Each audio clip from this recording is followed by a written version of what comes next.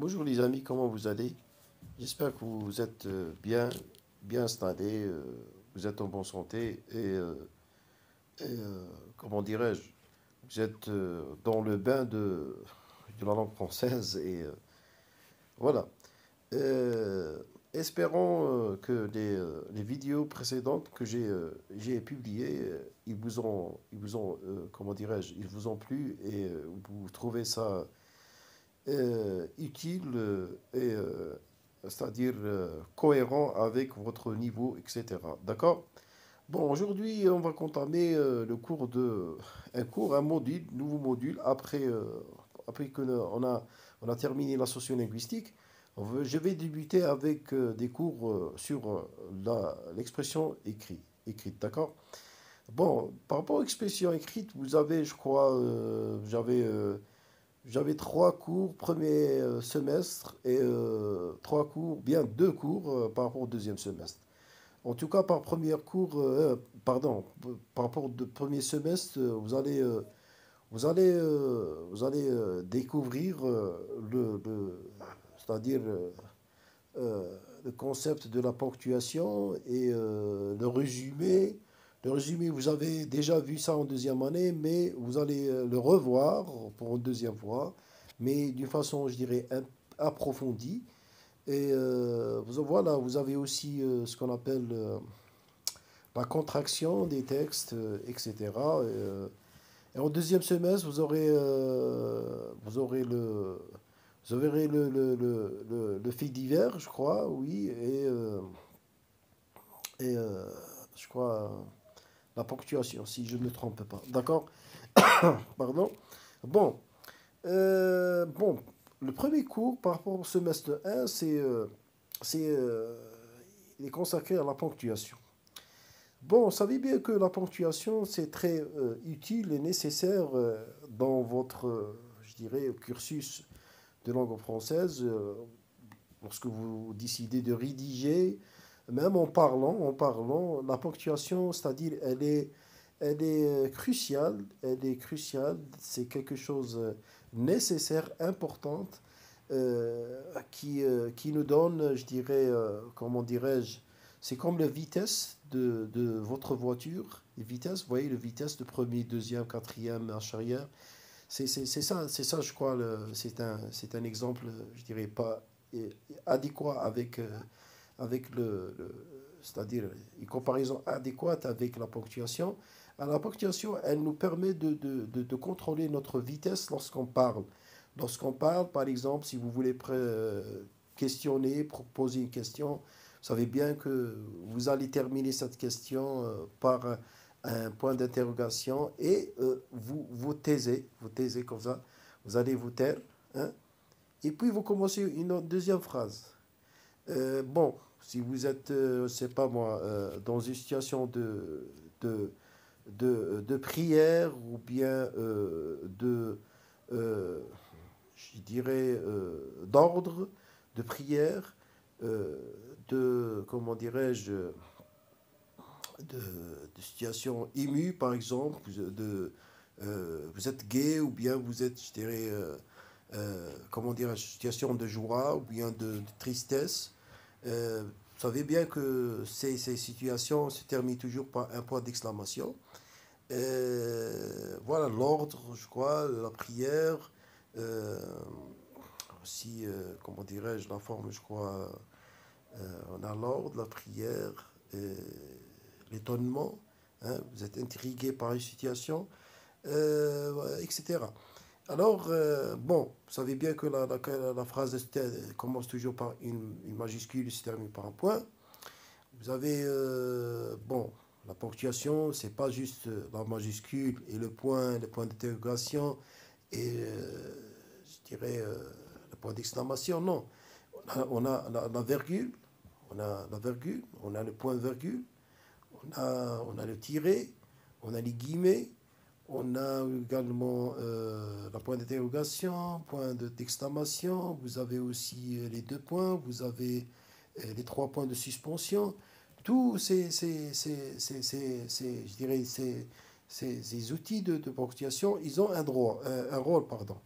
Par exemple, si vous êtes en train d'écrire un dialogue, par exemple, vous dites par exemple Ahmed, euh, bon, Ahmed va, maintenant vous voulez par exemple que votre personnage prend la parole, alors vous dites Ahmed disait par exemple deux points, et vous sautez la ligne, à la ligne, bon, à la ligne, vous mettez un trait.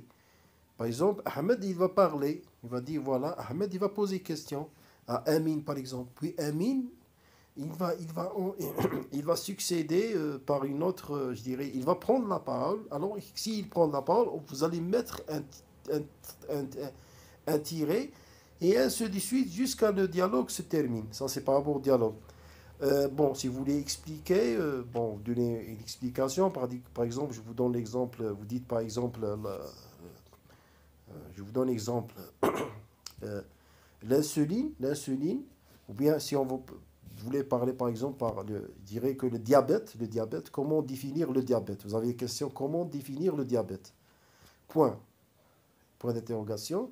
À la ligne, vous dites le diabète, deux points. Le diabète, vous allez maintenant expliquer qu'est-ce que ça veut dire que le diabète. Hein? Ou bien vous allez expliquer qu'est-ce que ça veut dire l'insuline. Hein? Vous dites l'insuline, deux points.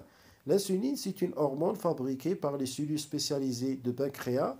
Son rôle, c'est de transporter le glucose à l'intérieur des cellules pour produire l'énergie. Par exemple, point. Ça, c'est le rôle des deux points. Vous avez donné une explication. Hein? Bon, par rapport aux guillemets, je sais pas, les deux points aussi, ils ont un autre rôle. Hein. Par exemple, vous voulez rapporter par exemple une citation de Sartre, par exemple, Sartre, ou bien de Camus, ou bien de Voltaire, ou bien d'un penseur, vous allez mettre deux points et vous écrivez la citation. Ou bien, lorsque vous écrivez, vous voulez inclure une citation, vous allez ouvrir les guillemets. Bon, je pense que c'est facile de les retenir, mais lors de votre rédaction, c'est ça le problème. C'est vous avez besoin de pratique et des exercices. Bon, je pense que je vous ai donné quelque chose bref et facile à la retenir et comprendre, c'est-à-dire l'essentiel, l'efficacité et c'est-à-dire l'importance de la ponctuation. Maintenant, je vais vous lire quelques, je dirais, représentations, ou bien quelques exigences, ou bien conditions par rapport à la ponctuation, et puis on va passer à un exercice. Pardon. Bon, quelques mots sur la ponctuation. La ponctuation est indispensable à la construction de la phrase. Elle est nécessaire à la bonne compréhension de l'écrit. Un texte non ponctué est illisible. Un texte mal ponctué est compliqué, bien sûr. Ceci ne montre que la ponctuation joue un rôle fondamental car elle apporte du sens, bien sûr. Parce qu'un texte qui n'est pas ponctué, vous allez, comment dirais-je, vous allez l'interpréter différemment avec plusieurs façons. D'accord? C'est très, très, très important et je pense que l'exemple le vitesse de la voiture, c'est un exemple adéquat avec la ponctuation. C'est ça. La ponctuation elle contrôle c'est-à-dire notre, je dirais, façon de parler et d'articuler et de former des phrases, etc. Bon, d'être attentif à la ponctuation lorsque vous essayez de comprendre un texte sur un bon phrase ponctuée correctement lorsque vous voulez transmettre, etc. Ça, c'est des conseils. Moi, j'ai résumé, je vous ai donné quelques conseils par rapport à ça. C'est un résumé par rapport à tout. D'accord? Bon, ponctuation et construction du sens. Bien sûr, la ponctuation, elle va construire le sens. Hein? Et elle est nécessaire, d'accord? Bon, on a un exercice. Nous allons vous raconter une histoire. Écoutez, un homme riche, avant de décéder, fait rédiger son testament, mais le notaire, était pressé, il avait la hâte, parce que, c'est-à-dire, il était devant un morbiton, quelqu'un qui va, c'est-à-dire, il est en cours c'est-à-dire, de décès. Bon, il va passer, comment dirais-je, qu'il était qu'il était de coucher sur papier qu'il était de coucher sur papier les dernières volontés du marmot piton, c'est-à-dire le mourant, oublia de ponctuer le texte suivant. Bon, maintenant, le texte suivant. Regardez. Voilà, on a une... Ça, c'est la même chose. Un texte ou bien quelque chose que vous voulez rapporter, vous allez la mettre en guillemets.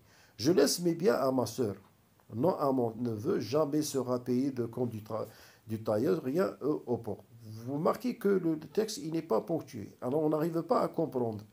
Ou je laisse ma fortune à ma sœur, non à mon neveu, jamais sera payé le produit.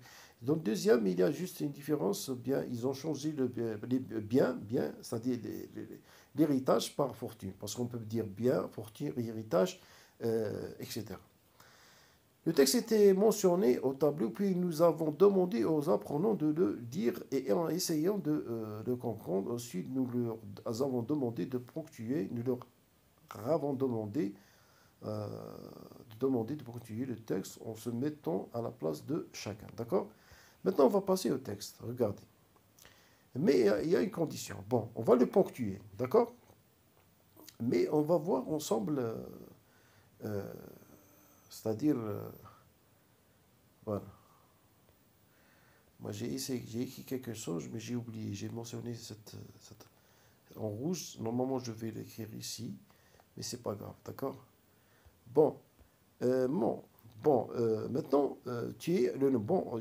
On va préparer le texte pour son neveu. Qu'est-ce qu'on va dire? Vous avez je laisse mes biens à ma soeur. Bon, etc. Il n'est pas ponctué. Bon, on va le mettre à la faveur du neveu, d'accord? Je laisse mes biens Je laisse mes biens à ma sœur. Point d'interrogation. On va commencer le mot, il va commencer par une majuscule. Non. On va mettre une majuscule. Non. Point. À mon neveu. Accent, préposition, majuscule. euh, à mon neveu. D'accord? À mon neveu. Point. Jamais. Point d'exclamation. Sera payé le compte du tailleur. Point. Rien aux pauvres. Rien aux pauvres. D'accord? Point. Maintenant, il est en faveur du nouveau. Bon, maintenant, à la faveur de la sœur. Je laisse mes biens à ma sœur. Point. Ça y est, c'est une phrase déclarative. Déclaratif, affirmatif. Je laisse mes biens à ma sœur. Point. Non, on va écrire bien sûr non avec une majuscule. Non à mon neveu. Direct. Non à mon neveu. Non à mon neveu. Point.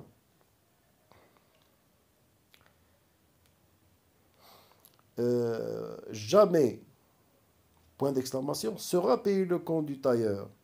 Rien au port. Compte du tailleur, point, rien, on va écrire rien avec une majuscule. Hein. Rien au pauvre, point. Maintenant, il est en faveur de la sœur. Maintenant, au tailleur, qu'est-ce qu'on va dire? Je laisse mes biens à ma sœur, point d'exclamation, d'interrogation. Non. Bon, on va mettre non avec majuscule et puis point. À mon neveu, à majuscule, neveu, point d'interrogation. Bon, jamais, j'ai avec majuscule, jamais. Bon, jamais, on peut mettre jamais, point d'exclamation, ou bien on va lier jamais sera payé le compte du tailleur, une seule phrase, point. Rien aux pauvres. Non, attendez, j'ai oublié quelque chose. Jamais sera payé le compte du tailleur. Jamais, non, je vais recommencer. Je laisse mes biens à ma sœur. Point d'interrogation. Non. Bon, on peut mettre un point d'exclamation, bien un point. À mon neveu, point d'exclamation, d'interrogation. Jamais, point d'exclamation. Hein, jamais vous allez écrire G majuscule, point d'exclamation. Sera payé le compte du tailleur. Point. Hein, point, c'est-à-dire cette phrase, elle est en faveur du tailleur. Sera payé le compte du tailleur. C'est-à-dire, je laisse mes biens au compte du tailleur. Normalement, on va lire, c'est-à-dire, bon, on ne va pas compliquer les choses. Rien au pauvre, rien au pauvre, c'est une phrase. On va commencer par majuscule. Le R, on va le mettre majuscule. Bon, à la fin, point. Et bon, maintenant, bon, on a rendu à la faveur du tailleur. Maintenant, au gueux, gueux, c'est-à-dire les mendiants, bien les pauvres. Euh, on va le mettre à la faveur des pauvres. Je laisse mes biens à ma sœur. Point d'interrogation. Non, on peut mettre à la fin point d'exclamation, bien un point, on a le choix. À mon neveu, point d'interrogation. À, on a dit majuscule, jamais, point d'exclamation, sera payé le compte du tailleur. Hein, cela sera payé le compte du tailleur. Point. Rien, rien, on va mettre rien, un mot seul, c'est-à-dire à l'écart. Majuscule et à la fin, point. Au pauvre, c'est-à-dire lorsqu'on lit du début à la fin, on va avoir l'impression c'est-à-dire qu'il est en train de parler des pauvres. Je laisse mes biens aux pauvres. Je laisse mes biens aux pauvres. Malheureusement, j'ai une remarque, mais à la fin, je vais vous la montrer. C'est-à-dire par rapport à je laisse mes biens attendez, je vais vous par rapport à ce mot je laisse mes biens.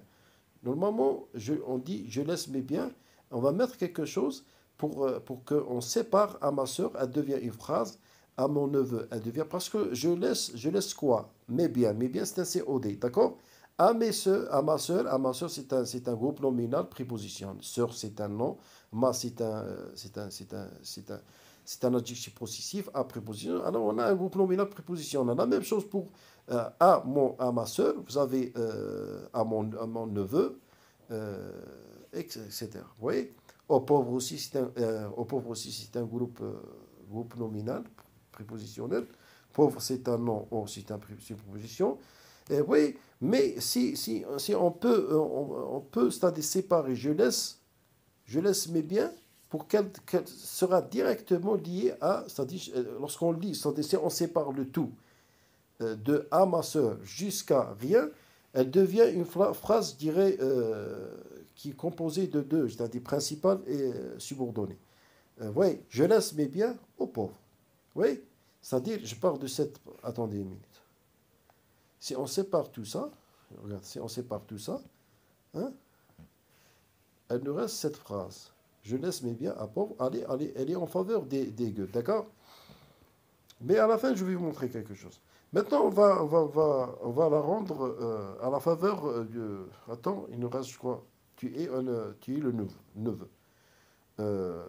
Faut que tu ce texte pour que le testament soit en faveur. D'accord, pour le neveu maintenant. On a fait. On a parlé du neveu. La sœur, le tailleur, les gueux, tu es le neveu.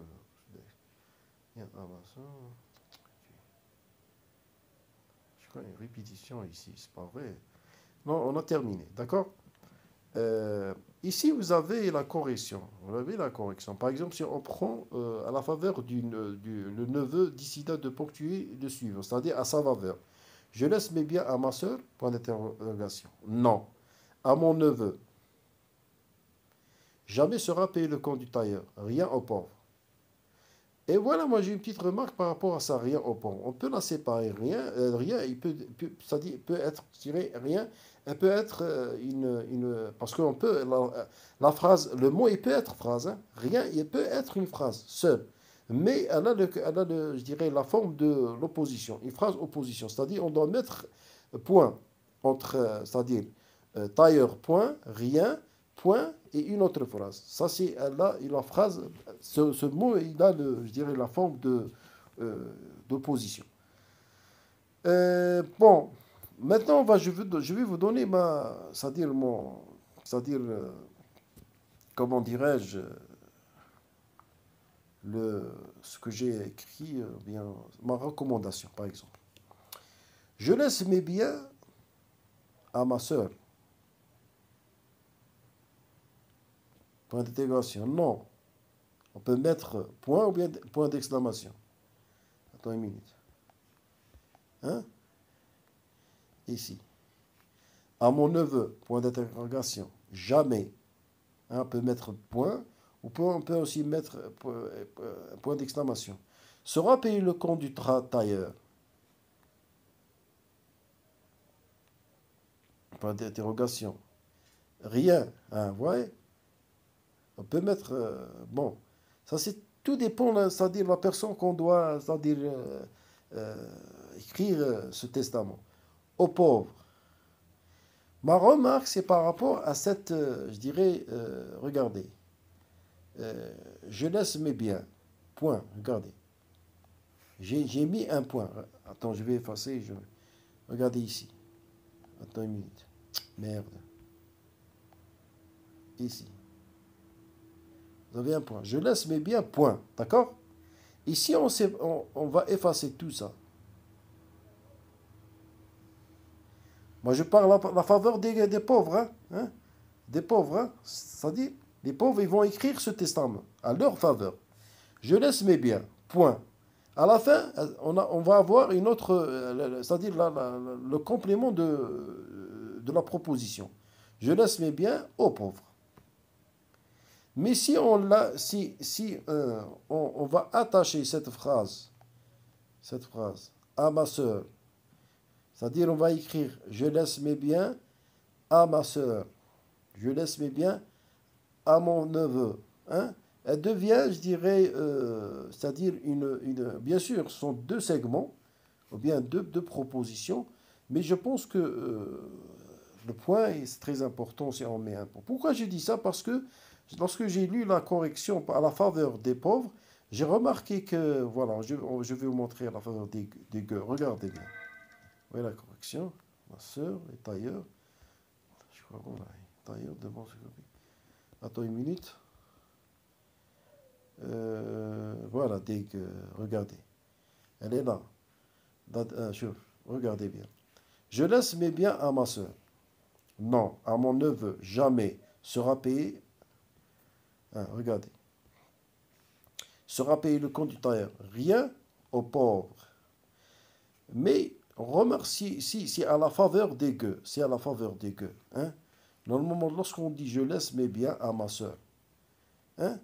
Mais un point d'interrogation. On sait bien, il ne s'adresse pas à sa sœur. Mais la phrase, normalement, la phrase, elle doit être cohérente avec, c'est-à-dire on parle du sens, avec aux pauvres.